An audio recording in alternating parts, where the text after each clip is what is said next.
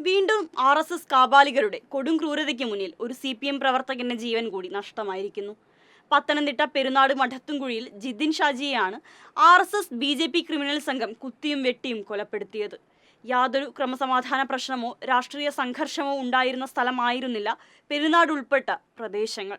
അങ്ങനെയുള്ള ഒരു സ്ഥലത്ത് ബോധപൂർവമാണ് ഇത്തരം അക്രമങ്ങൾ അഴിച്ചുവിടുന്നത്. ആയുധങ്ങളുമായി ജിതിന്റെ അടുത്തേക്ക് പാഞ്ഞെടുത്ത RSS BJP സംഘം ആസൂത്രിതമായി നടത്തിയ കൊലപാതകമാണിത്. ജിതിന്റെ വയറിനും തുടയിലും അടക്കം ആഴത്തിലുള്ള ഒട്ടേറെ മുറിവുകളുണ്ട്. വിരൽ അറ്റുപോയി. കഴിഞ്ഞ ഏതാനും മാസങ്ങളായി പത്തനംതിട്ടയിലെ വിവിധ പ്രദേശങ്ങളിൽ നിന്ന് നിരവധി RSS BJP കുടുംബങ്ങളാണ് സംഘപരിവാർ ബന്ധം ഉപേക്ഷിച്ച് CPMലേക്ക് ചേക്കേറിയത്. അതിലുള്ള പ്രതികാരം കൂടി ഈ ക്രിമിനൽ സംഘത്തിന് ജിതിനോട് ഉണ്ടായിരുന്നു. കൊലപാതകത്തിന് ദൃക്സാക്ഷികളായവർ തന്നെ കൊലപ്പെടുത്തിയ വിധവും ആരൊക്കെയാണ് സംഘത്തിൽ ഉണ്ടായിരുന്നതെന്നും വ്യക്തമാക്കിയിട്ടുണ്ട്. പോലീസ് മണിക്കൂറുകൾക്കകം തന്നെ അവരിൽ പ്രധാനികളെ കസ്റ്റഡിയിൽ എടുത്തിട്ടുമുണ്ട്. നാട്ടിലെ സമാധാന അന്തരീക്ഷം തകർക്കാനുള്ള RSS നീക്കത്തിന്റെ ഭാഗമാണ് ഈ കൊലപാതകമെന്ന് ഉറപ്പാണ്.